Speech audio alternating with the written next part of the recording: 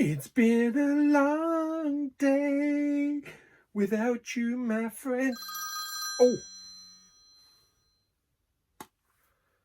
Hello? Hello, mate. How are you? Yeah, I'm good. Yeah, you know, plodding along as usual. You what? Oh, you just been to see Fast and Furious 9? Yeah, I'm going to see it this afternoon. I know, the trailer was crazy. Magnet cars, what's all that about? That's so unbelievable. Next you're going to tell me they're going to be driving in space. Hey everyone, Big Pauly back for a brand new movie review. Yes, I just come back from seeing Fast and Furious 9 or F9, FF9, or you can't do that with a car, 9. Yes, I just come back. My dad went to the cinema with me. I asked him after the film what he thought. He says, well, it's all right for the little kids, isn't it? Bit of action. Let's talk about the film then.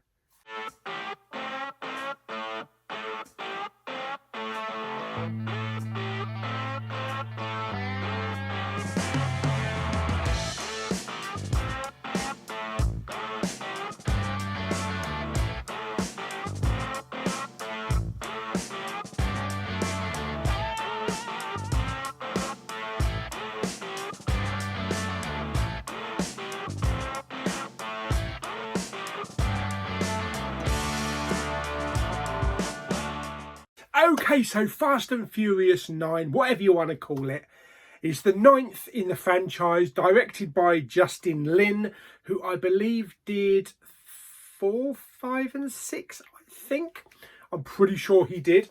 Most of the cast are returning. As you saw in the trailer, there's a bit of a twist on this film. We get Dom's brother. Yeah. You'd think in 8 films, where they're always waffling on about family or everything, he would have mentioned something about a brother or even a father. But no, yep, that gets thrown at us. We get a nice little backstory about how Dom's brother comes into it, played by John Cena. Now, John Cena, as an action star, he was all right in Bumblebee. I liked him in Bumblebee. The problem with John Cena is he's got the same facial expressions as Kristen Stewart. That's it. Don't matter whether he's crying or smiling or tugging one out. Same expression. So what has the film got that maybe the last Fast and Furious movies haven't got? Well, this has got a lot more action in it, and it's nuttier. That's how I can describe it. I don't want to give any spoilers away because I think today was the opening day, so a lot of people may be going to see it at the weekend. The action is ridiculous. If you like, leave your brain at the door, absolute total bonkers action, disbelief action, then you might like this film. Now, for me, Fast and Furious 7 is my favourite film. I loved what they did with Fast 7. The way that they sent off Paul Walker's character, Brian. The whole film had a family feel to it. And Fast 8 I saw yesterday. Now, Fast 8 was just okay when I went to see it at the cinema, but I really enjoyed it. I really enjoyed it this time when I watched it yesterday. It is a fast-paced one. Charlize Theron was really good as the new cyber villain Cypher. I love the twist what they did with Dom. And I really did enjoy number 8. So one of the interesting things in Fast 9 is how they introduce Dom's brother Jacob, played by John Cena, and what connection they have. Well, obviously they're brothers, but where has he been? Why is he coming out of the woodwork now?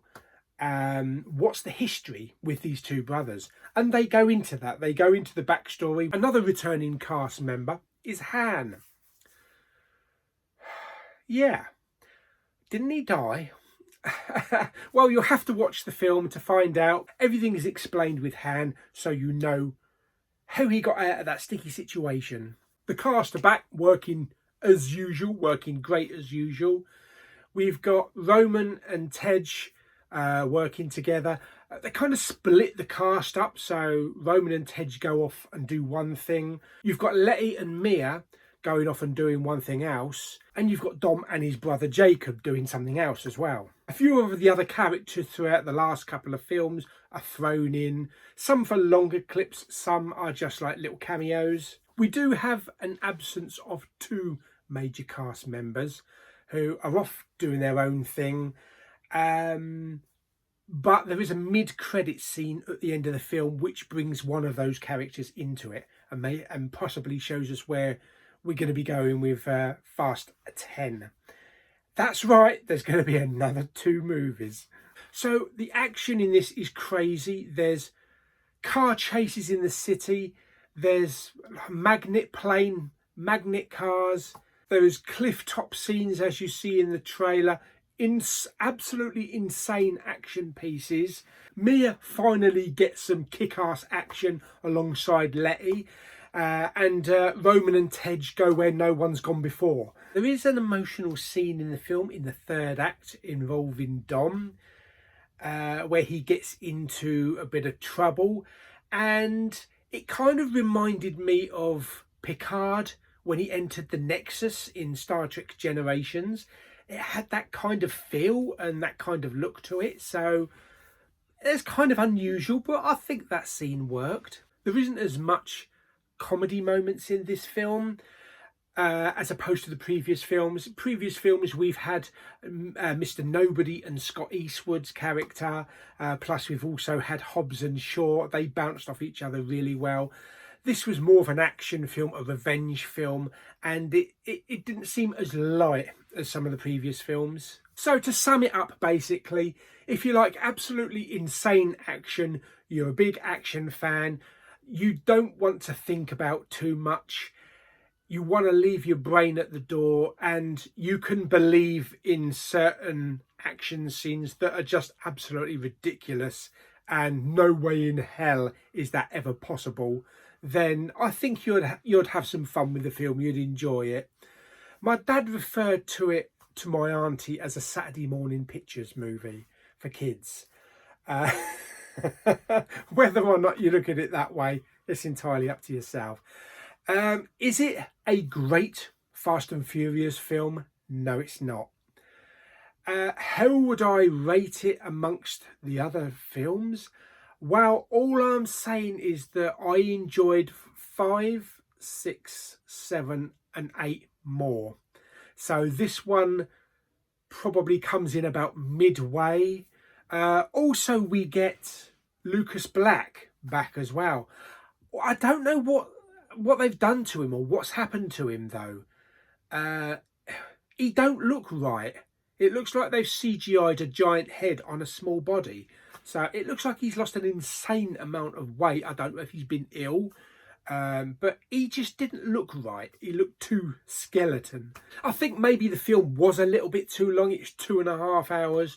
They could have shaved off a good maybe 15 to 20 minutes because some of the scenes do drag a little bit. There's a little bit too much talking in certain scenes. And maybe scale back on like the flashbacks, you know, just have a few, not loads of flashbacks. But it was an okay action film. Of course, I will buy it when it comes out because I'm a completist. I've got to have it in the collection. I will say it is better than Fast 2 or Too Fast, Too Furious and Tokyo Drift. They're the 2 weakest ones, at least for me, in the franchise. But it was a good afternoon in the cinema. Everybody was having fun. No one was moaning. But how would I rate Fast and Furious 9 on a scale of 1 to 10? I'm going to give it 7 big Paulies out of 10. So I hope you enjoyed my review of F9, FF9, Fast and Furious 9. You can't do that with a car 9. Like the video by giving it some thumbs up. Don't forget to subscribe. Stick down in the comments, have you seen the film? Did you like it? Did you not like it? What really naffed you off? And what did you think was ridiculous, without going into too many spoilers, because a lot of people, you know, obviously wouldn't have seen the film yet. But yeah, I hope you enjoyed the video, and I'll see you on the next one soon.